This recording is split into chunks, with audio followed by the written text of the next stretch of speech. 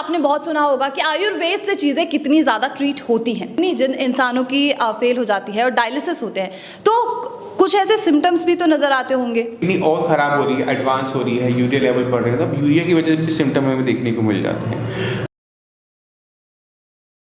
नमस्कार, आप सभी का बहुत स्वागत है नेशनल खबर पे। मैं आपके साथ प्रज्ञा झा। जैसे कि आयुर्वेद का नाम आपने बहुत सुना होगा कि आयुर्वेद से चीज़ें कितनी ज़्यादा ट्रीट होती हैं। अब मैं आपको आयुर्वेद का मतलब बताती हूँ। आयुर मतलब आपका जीवन और वेद मतलब ज्ञान, यानी कि वो चीज़ जो आपको आपके जीवन का ज्ञान दे, वो है आयुर्वेद। और आज नेशनल खबर की पूरी टीम गुड़गांव के श्रेयास में जिन इंसानों की फेल हो जाती है और डायलिसिस होते हैं तो कुछ ऐसे सिम्टम्स भी तो नज़र आते होंगे। किडनी जब खराब होनी शुरू होती है तो वो कुछ इनिशियल सिम्टम्स देती है और कुछ केसेस में बिल्कुल सिम्टम्स नहीं आते। अगर बीपी, क्योंकि किडनी खराब होने के पीछे दो बड़े रीजंस हैं, बीपी और शुगर। अब बीपी अगर आपकी बॉडी में एकदम तेज़ी से बढ़ेगा तो वो सिम्टम देता है, हेडेक देता है, ब्लरी विजन देता है, तो वो सिम्टम होते हैं हाई बीपी के। अगर आप इस हाई बीपी के सिम्टम को इग्नोर कर जाते हो तो चांसेस होते हैं कि बीपी की वजह से आपकी किडनी खराब हो जाएगी। तो एक तरीके से जो हाई बीपी का सिम्टम है वही किडनी खराब होने का भी सिम्टम हो गया। इसी तरह से अगर आपको वीकनेस बन रही है, यूरिन बहुत ज़्यादा आ रहा है, तो वो एक सिम्टम होता है डायबिटीज़ का। अब जो डायबिटीज़ से, अब हम मान के चलते कि डायबिटीज़ है आपको, तो 4 में से 1 पेशेंट की किडनी डायबिटीज़ की वजह से खराब होती है। तो जो डायबिटीज़ के सिम्टम्स है वही है किडनी फेल की इनिशियल सिम्टम्स। अगर कोई पेशेंट इन दोनों को इग्नोर कर देता है कि ठीक है डायबिटीज़ ही तो है, बीपी ही तो है, सभी को तो होता है, दवाई खा लूँगा ठीक हो जाऊँगा, ये अप्रोच रखता है, या मुझे कोई दिक्कत नहीं हो रही, महसूस नहीं हो रही, मुझे दवाई लेने की ज़रूरत नहीं है। जब एक इंसान ऐसी अप्रोच ले लेता है तब किडनी खराब होनी शुरू होती है। और जब किडनी खराब हो रही है तो किडनी का काम होता है बॉडी में से पानी निकालना, वेस्ट मटेरियल क्रिएटिनिन, यूरिया को निकालना। अब ये नहीं हो पाएगा। अब बॉडी में ये टॉक्सिक मटेरियल इकट्ठे होने शुरू हो गए। अब ये टॉक्सिक मटेरियल हैं, बॉडी को पसंद तो आएंगे नहीं, बॉडी इसके अगेंस्ट सिम्टम पैदा करती है। जब क्रिएटिनिन लेवल बढ़ना शुरू होता है तो आपको इचिंग हो सकती है, आपको नींद बहुत ज़्यादा आ सकती है, नींद कम हो जाएगी, खून की कमी देखने को मिल जाती है कि जब किडनी डैमेज होनी शुरू होती है, मसल्स में क्रैम्प आने शुरू होते हैं। मगर ये सारे सिम्टम तब आते हैं जब किडनी काफ़ी हद तक ख़राब हो चुकी होती है। इनिशियल स्टेजेस में सिम्टम सिर्फ एक आ रहा होता है, वो है यूरिन में प्रोटीन। अगर यूरिन में झाग आ रही है, किसी को लगता है कि हमने यूरिन किया और ऐसा लगता है सर का पानी वहाँ पड़ा हुआ था, बहुत सारी झाग बन रही है, तो इनिशियल सिम्टम होता है, तो वो बता रहा होता है कि यूरिन में प्रोटीन है। किडनी खराब का वो भी नहीं बता रहा होता। अब यूरिन में प्रोटीन जो होता है वो सबसे इनिशियल सिम्टम होता है और मैक्सिमम केसेस में हमें देखने को मिल जाता है। अब जैसे किडनी और ख़राब हो रही है, एडवांस हो रही है, यूरिया लेवल बढ़ रहे हैं, तो अब यूरिया की वजह से भी सिम्टम हमें देखने को मिल जाते हैं। यूरिया जो होता है उसका सबसे बुरा इम्पैक्ट आपके ब्रेन पे पड़ता है।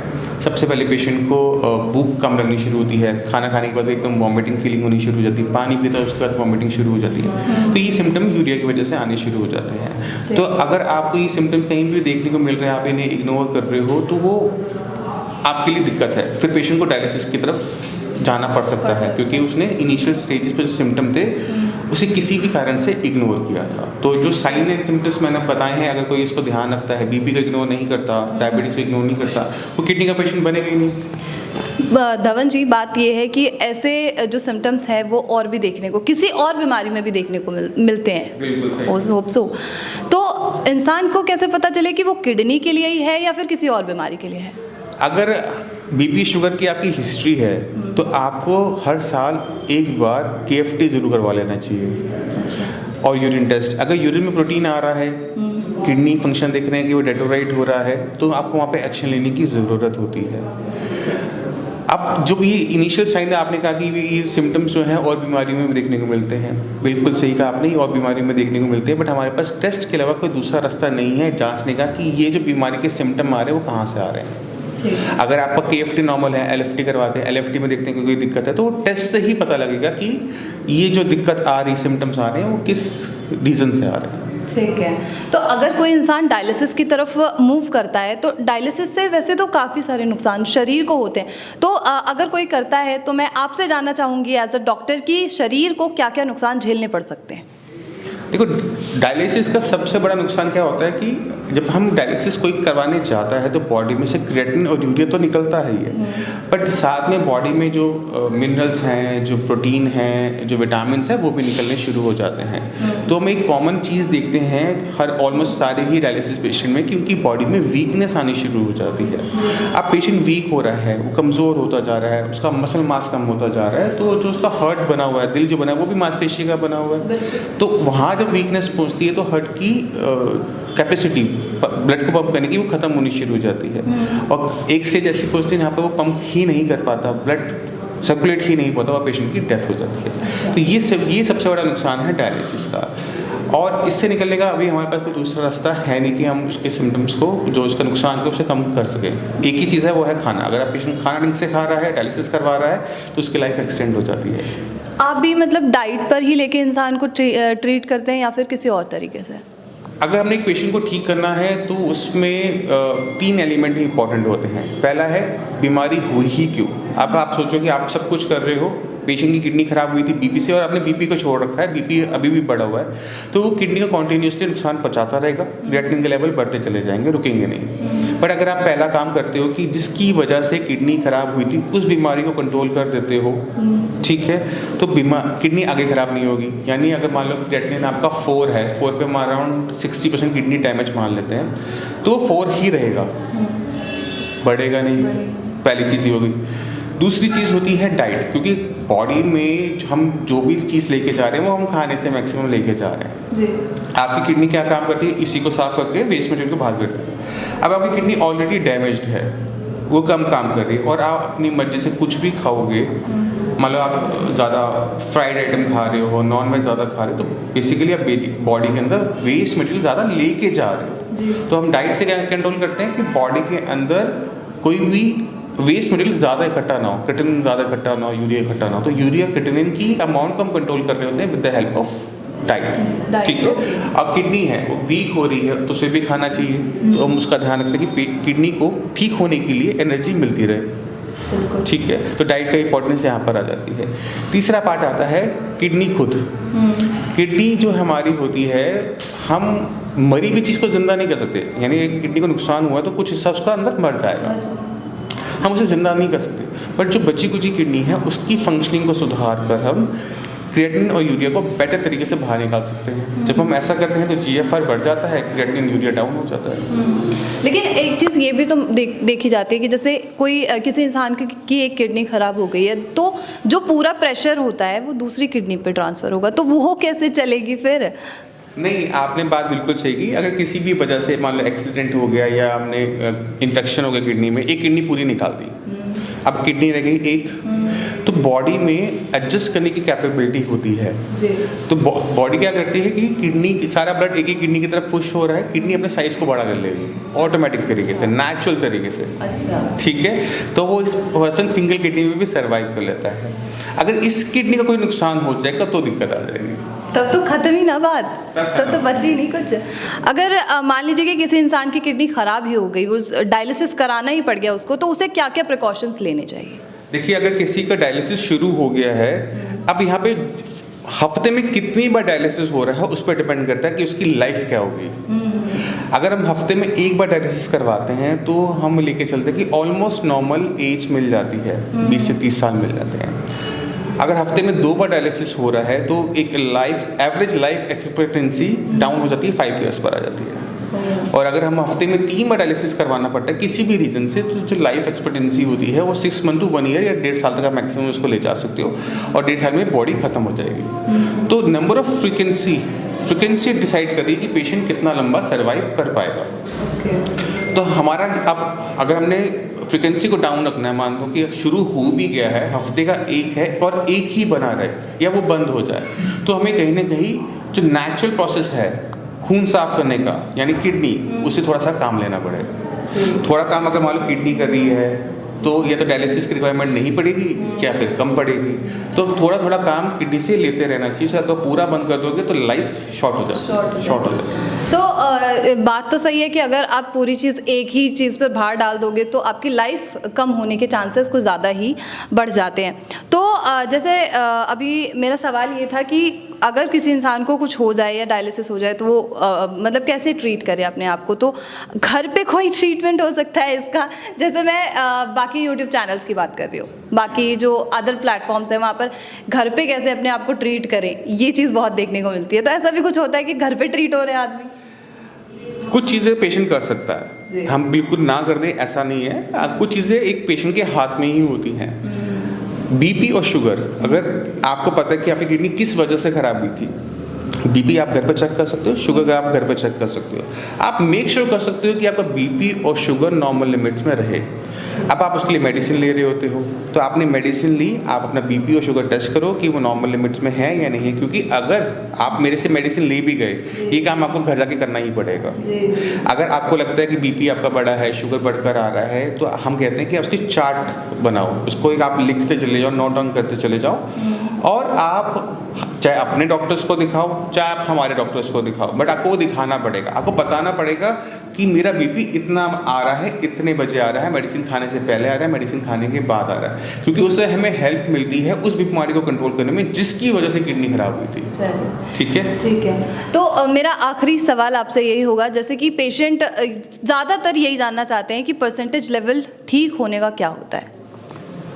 परसेंटेज देखिए, मैं सवाल आपसे इसलिए पूछ रही हूँ कि लोग मेरे से यही पूछते हैं। मैं अपना तो बता सकता हूँ, बाकी मैं सबका नहीं बता सकता। अच्छा, तो यहाँ पे आगे कितने लोग ठीक हो सकते हैं, कितने परसेंट ठीक हो सकते हैं? मैं पहले एक टर्म ठीक कर देता हूँ, वो है ठीक। किडनी फेलियर के पेशेंट्स पूरी तरह से क्योर नहीं हो सकते। हम किडनी की फंक्शनिंग को बढ़ाते हुए पहले महीने में 80% पेशेंट्स को आराम दे देते हैं कि क्रिएटिनिन लेवल डाउन होने शुरू हो गए। मगर जब हम ठीक वर्ड कहते हैं तो ठीक वर्ड का मतलब होता है क्रिएटिनिन लेवल नॉर्मल होना। तो नॉर्मल लाना मुश्किल होता है, क्योंकि किडनी के अंदर अगर हिस्सा कोई डेड हो गया है, मर गया है, तो ठीक करने के लिए मुझे जिंदा करना पड़ेगा, और ऐसी शक्तियाँ किसी भी डॉक्टर के पास नहीं है जो मरे को जिंदा करते हैं। तो इसी वजह से ठीक वर्ड इस्तेमाल नहीं होगा, क्योर वर्ड इस्तेमाल नहीं होगा। वहाँ पर इम्प्रूवमेंट वाली बात है कि GFR बढ़ाना, क्रिएटिनिन डाउन करना, वो हम 80% पेशेंट को फर्स्ट मंथ में ही डिलीवर कर देते हैं। चलिए, तो ये बहुत शायद खुशी की बात आप लोगों के लिए भी होगी कि 80% तक यहाँ पर इम्प्रूव हो जाती है, क्योर नहीं होती है। चलिए, तो आशा है कि आपको समझ आया होगा कि आखिर अगर आप डायलिसिस कराते हैं तो आपके शरीर में क्या क्या नुकसान होते हैं। बहुत बहुत शुक्रिया दुत्तपुरु जी। Thank you. तो ऐसे ही और इन्फॉर्मेटिव जानकारी लेने के लिए नेशनल खबर के साथ बने रहिए, और पुरु धवन जी के जो किडनी ट्रीटमेंट का जो तरीका है उसके साथ बने रहिए, जिससे कि हम आगे और आ सकें। बिल्कुल। तो अभी इससे पहले जैसे कि आपने देखा कि डॉक्टर पुरु धवन ने क्या क्या बताया किडनी के बारे में, तो आपको बिलीव दिलाने के लिए अभी हमारे साथ एक पेशेंट भी मौजूद है जो कि किडनी की ही पेशेंट है, जो कि एक बच्ची है। सबसे पहले तो आपका नाम बताइएगा।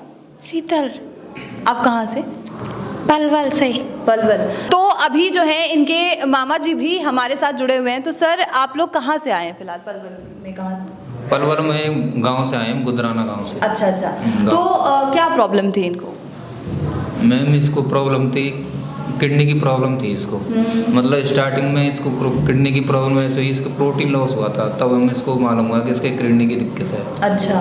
तो इससे पहले भी आप कहीं कहीं गए होंगे? कहाँ? मैम, हमने आगरा भी दिखा चुके हैं, हम एम्स में भी दिखा चुके हैं, और जयपुर भी दिखा चुके हैं इसको। और हमने इसको आगरा दिखाया था, तो वहाँ पे हमने इसको भर्ती किया था। मतलब इसकी प्रॉब्लम 1 साल हो गई इसको। अच्छा। किडनी की प्रॉब्लम को, तो वहाँ पे इसकी 4-5 बार डायलिसिस भी हो गई थी। तब किडनी की प्रॉब्लम हुई थी, तब इसका जो क्रिएटिनिन लेवल था वो 13 था। अच्छा। तो फिर डायलिसिस 3-4 बार हुई थी, तो इसका क्रिएटिनिन लेवल 1.5 के करीब आ गया था। तो इसकी दवाएँ चलती रहीं, फिर कुछ दिन दवा चलने के बाद फिर उसको प्रॉब्लम क्रिएट होने लगी। अच्छा। तो फिर हमने सोचा कि अब एलोपैथिक में तो होगा नहीं, फिर हमने आयुर्वेदिक की तरफ गए। तो हमने फिर यूट्यूब पे देखा था पुरु धवन जी के बारे में, तब हम यहाँ पे आए थे। यानी यूट्यूब के माध्यम से ही आपको पता चला। तो फिलहाल अभी ये कितने साल की है? 15 साल की है। एक 15 साल की बच्ची या लड़की या जैसे भी कहें आप, उन्हें किडनी की प्रॉब्लम है, और इसमें कितनी ज़्यादा दिक्कत झेलनी पड़ती है आप इस बच्ची के मुंह से ही जान लेते हैं। बच्चे, इससे पहले आपको कोई पेन वगैरह भी कैसे कुछ फील होता था इससे? कैसा? तो आप जब यहाँ आए तो कैसा लगा? यहाँ पे डॉक्टर साहब ने कैसे कैसे ट्रीट किया आपको? क्या बोला था उस वक्त में आपको? क्या बोला था सर? डॉक्टर साहब ने ये बोला था कि मतलब इसको किडनी के अलावा इसको थोड़ी यूरिन की भी समस्या है। यूरोलॉजी की भी समस्या। तो सर ने बोला था कि हम इसको 15 दिन की दवा देते हैं, अगर हम फ़ायदा होता तो हम आगे ट्रीटमेंट चलाएंगे, नहीं तो बंद कर देंगे। अच्छा। तो आफ्टर 15 दिन ट्रीटमेंट लेने के बाद इसका जो क्रिएटिनिन लेवल था 4.59 था। तो आफ्टर 15 दिन के बाद दवा लेने के बाद इनका क्रिएटिनिन लेवल आ गया था 1.91। तो हमें इम्प्रूवमेंट लगा, तो सर ने फिर 1 महीने की दवा और दी। फिर 1 महीने की दवा देने के बाद इसका फाइनल जो क्रिएटिनिन लेवल है वो 1.61 है। मतलब बहुत आराम है इसको। पहले पेट में भी दर्द रहता था, मतलब प्रोटीन लॉस भी होता था, अब उसमें बहुत फ़ायदा है इसको। अब इम्प्रूवमेंट है, तो जहाँ आप पहले गए थे जिन डॉक्टर्स के पास में, उन डॉक्टर्स का क्या कहना था इनके बारे में? उन डॉक्टर्स का ये कहना था कि मतलब इसका एलोपैथिक में मतलब कोई इलाज है ही नहीं, है मतलब ही इसकी नहीं। मतलब जीवन भर दवाई चलती रहेंगी, उन्होंने ये कहा था। चलिए, तो ये तो बहुत अच्छी बात है कि फ़िलहाल इम्प्रूवमेंट दिख रही है। तो इन पेशेंट से बात करके मेरे को जो बात पता चली है वो ये भी है कि 45 डेज़ के अंडर में इस बच्ची का जो क्रेटिनाइन लेवल था वो था 4.59 और अब इसका जो क्रेटिनाइन लेवल है वह 1.6 पहुंच चुका है। तो ये एक खुद में ही बहुत बड़ा अचीवमेंट है किसी इंसान को ठीक करने के लिए। और नेशनल खबर की टीम जो है आपके साथ ऐसे और पेशेंट्स को साझा करती रहेगी जो इम्प्रूव होते जा रहे हैं, जिससे कि आपको भी एक सटीक जानकारी मिल सके कि आप अगर यहाँ आते हैं तो यहाँ पर आप कितने प्रतिशत ठीक हो सकते हैं या फिर कितने प्रतिशत आप इम्प्रूव हो सकते हैं।